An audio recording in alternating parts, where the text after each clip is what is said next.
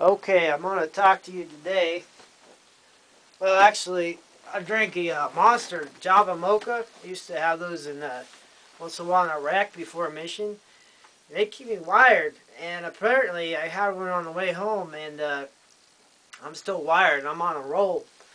This is like my fifth or sixth video, believe it or not. So, so anyway, let's make it count. We're going to talk about heartbreak, heartache, having somebody dump you, or otherwise disappoint you, break your heart, leave you in the dirt, throw you to the curb, disengage, uh, drop off the map, whatever they do. I'm going to talk about that today, or right now for this little 10-minute video.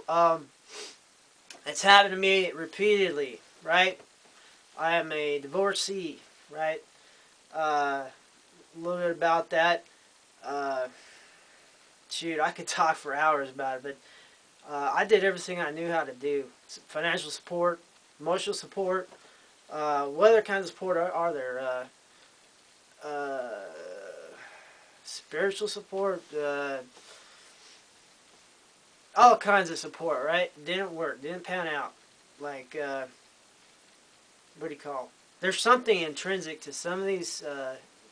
I'm speaking as a guy to other guys, right? Maybe other women or whatever will listen, or maybe this could be used in other contexts, but uh, you will find in many different scenarios, you can do everything logically the way a man would think, as far as like provide this, provide that, and it still will not be enough. There's some kind of intangible that's missing, and the gal will leave. Something you have no control over, and that's beyond logic. Okay, beyond logic. God forgive my speaking skills, right? This is from the flying by the seat of my pants. So, in my case, every gal I ever had, I have taken really good care of by all uh, meanings of quality, commitment, stuff like that. And in every case, it has not been enough. In fact, I've gone in debt several times over several different women. Uh, Pretty much doing all I can and more that I can't afford. And it's cost me, it seems the more money I make, the more pricey the women I've been with have been. So it's not me. I've discovered it's not me. It's not anything I do. There's something, like I said, intangible that is causing relationships to just self-destruct, right? Nothing I can do about it. And there's a song by the Eurythmics. There's a remake too. It's pretty good. Called "Sweet Dreams." Explains it really well. Uh, some of them want to use you. Some of them want to be used by you. Some of them want to abuse you. Some of them want to be abused by you. That really covers all the bases. What I found, some women, they got ulterior motives, right? They don't want what you want, even if they say it's just it's a facade, right? And all I can say is, if your heart's broken or you've been left in the dustbin of history and things like that, brush yourself off. It was not your fault, right? If you've been good to them, it's not your fault. There's some kind of uh, back back of the bus deal, as far as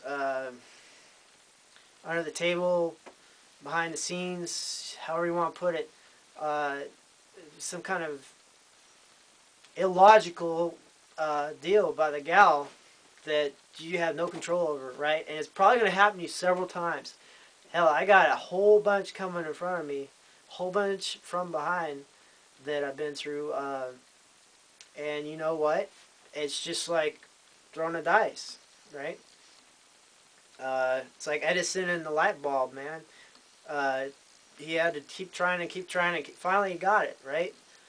Uh, Especially today, in today's society, there's a lot of screwballs out there. I mean, probably more screwballs than straight shooters. So you're gonna get better each try, though. So don't give up, man. I don't know what it is, but for some reason, I can't put my senses on what the intangible is, right? But it's just like fishing, right? You're gonna come up with a bunch of seaweed, or kelp, or marsh moss, or whatever it is you're fishing in. You're gonna come up with hooks that don't work. You're gonna hook stuff you don't want. You want to throw it back. You're gonna hook something that's really cool, and for some reason it just won't work out or something. You know, just keep fishing, right? Eventually you'll get it. Just keep trying and work on yourself. Like I got like a beer belly going up because of Thanksgiving and stuff. I had 2 Thanksgivings. Can you believe that? Anyway, twice as thankful this year. Just work on your physique, right? Do some push-ups, do some sit-ups, right? Eat right. Take care of yourself. If you take care of yourself, no one can take better care of yourself than you, right? Just take care of yourself, right? Ease your mind. There will be so many opportunities in the future. So if you're grief-stricken, you've been done wrong by some gal, it's going to hurt for a while, but time will heal it. Don't off yourself. Get over it. Slowly but surely. Message me or something. I'll try to do a comment on something you do. I'm just putting this video out because I've been hurt. I've been stabbed emotionally really bad. And I'm still alive. I'm still kicking. I'm better for it, right? It sounds corny, but what doesn't kill you makes you stronger. And there may come a time that gal might live to regret. But who cares? You're going to move on. You're going to just be yourself, right? And watch some other videos, support my sponsors and things like that. I'll still crank them out, especially if I've been drinking Monster. Wow, that stuff really, whoa, my heartbeat's like, they're good for missions, or staying back on the road. When you get home, you're like, come on, we're off. Okay, it's not that bad. I'm not a big caffeine person, so it affects me. What's our time looking like? Wow, we're at 7:37. Okay, 2 minutes left. Tell you a quick story. Oh. I had one gal, I was going to marry her. I bought the ring and everything. And turned out she was deep in drugs, making up all kinds of stories, like a real sociopath. Whew. That's something else you got to watch for, right?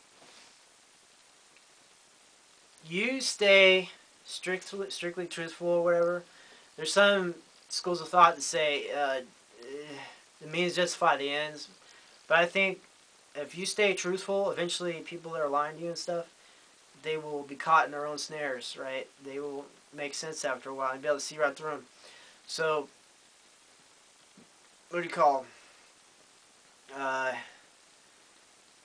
test it, right? If they've got some kind of weird ass story that's unbelievable too good to be true, just say, okay, yeah, ask them detailed questions, stuff that they should know. And if they're just like this gal, I won't say her name, but she would watch a movie, like an action movie, and then she'd transpose what happened in the movie into her like reality, and then talk about like the funniest thing she said, oh yeah, I'm working for the FBI and this and that.